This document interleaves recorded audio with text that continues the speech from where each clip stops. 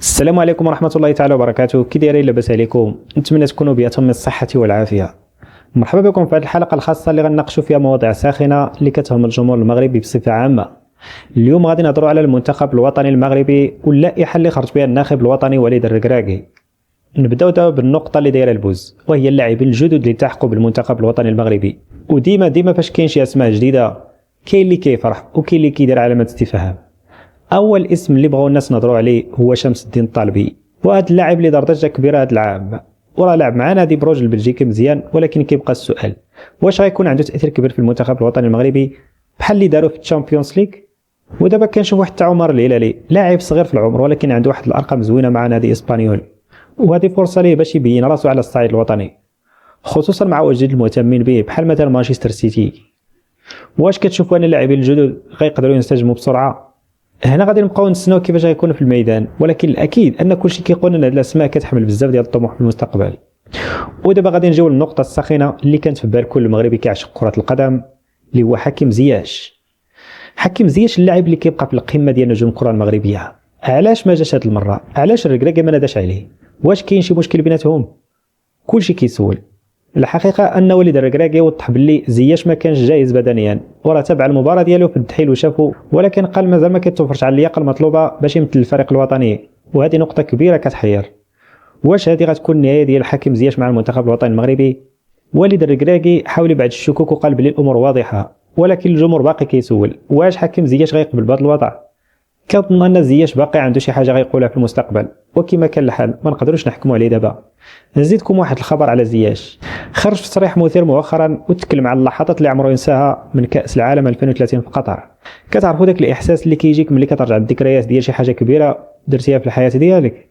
زياش قالها بصريح العباره، هذه كانت احسن لحظات في حياتي، وكيأكد ان الاجواء في المونديال كانت خياليه، والدعم ديال الجمهور المغربي كانت شي حاجه لا توصف، بحيث اللاعبين كانوا حاسين براسهم في بلادهم وسط قطر. وبالنسبه ليه مجرد انه شارك في هذا الانجاز اللي دخل التاريخ ديال الكره الافريقيه كيبقى فخر كبير. ولكن دابا السؤال اللي كيبقى هو واش زياش مازال عنده ما يعطي في المنتخب المغربي، ولا خاص وليد الركراكي يفكر في اسماء جديده باش يعطي نفس جديد للفريق. دابا يا الاخوان بغيت نهضر على نقطه مهمه بزاف، واللي هي كيفاش خاصنا نوقفوا مع اللاعبين الجدد اللي جاوا للفريق الوطني.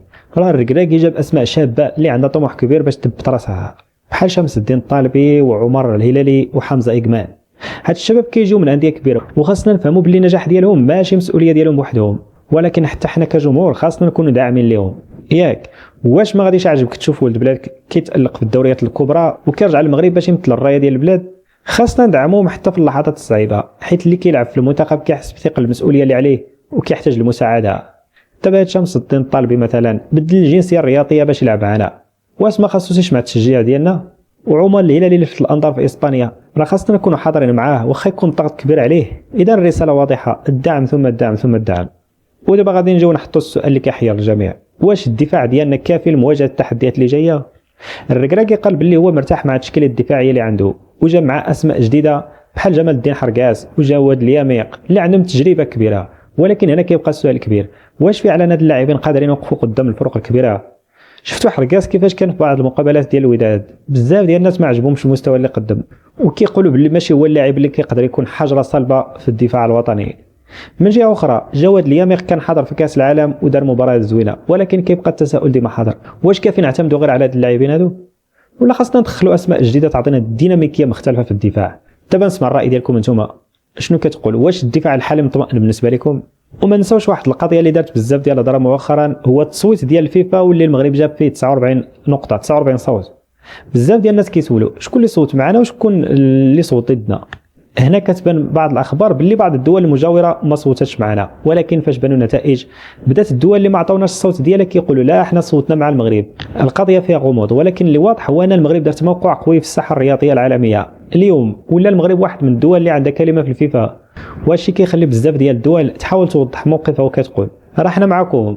واش فعلا كتامنوا بهذا الشيء؟ واش حقيقي هذا الدعم ولا غير واجب المجامله؟ المهم هذه القضيه ديال التصويت فيها نقاش كبير، لاننا محتاجين نفهموا شكون معنا وشكون كيقلب على مصالحه الخاصه.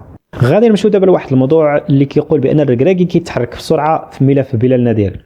تصوروا معايا وسط هذه الحركه الكبيره اللي كتعرفها كره القدم، فجاه كاين جدل كبير على بلال نادير، اللاعب المغربي اللي عنده 3 جنسيات مغربيه، فرنسيه جزائريه ومغربيه. الناس اللي ولاو كيهضروا واش باغي بلال المنتخب المغربي ولا عنده حسابات اخرى.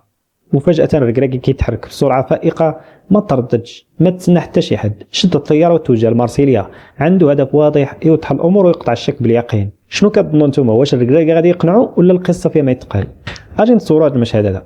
الركراكي كيدخل لمكان الاجتماع، بلال كيجلس قدامه، الاجواء فيها شويه توتر، ولكن الركراكي بعقله الكبير والكاريزما ديالو كيبدا الحديث بكل ثقه وقال ليه: شوف بلال، المنتخب ماشي غير قميص تلبسو وتمشي بحالك، المنتخب التزام، عمل وتضحيه. بدا كيهضر على المشروع الرياضي الكبير اللي كيبني عليه الفريق، وكيوري ان الطريق للمنتخب الاول ماشي سهل، وان المنافسه قويه مع نجوم كبار. وكمل بالهضره ديالو اللي فيها الوضوح والصرامه: الا كنتي باغي تلعب مع الاسود خاصك تبذل جهد كبير وتكون عندك القناعه الكامله. واش بلال غادي يفهم هذه الرساله ولا غادي يبقى متردد؟ بعد نقاش طويل الركراكي كيشوف في عيون بلال كيبغي يفهم واش كاين شي تردد ولا لا، ولكن المفاجاه كانت ان بلال جاوب بكل وضوح: انا باغي ندافع عن القميص الوطني المغربي وعن قناعه تامه. بلال قرر يسد الباب على الاشاعات واختار طريق اسود الاطلس بلا رجعه. واش هذا القرار نابع من القلب ولا الضغط الجماهيري اللي لعب دور كبير؟ اللي باين ان هذه الخطوه غادي تفتح ابواب جديده على المنتخب، وخاصه ان الركراكي باغي يعتمد على المواهب المغربيه الشابه باش يحضر المونديال قطر المونديال 2030. واش كتظنوا ان بلال يقدر يفرض راسو بين هاد النجوم ديال المغاربه ولا خاصو طريق طويله قبل ما يولي رسمي؟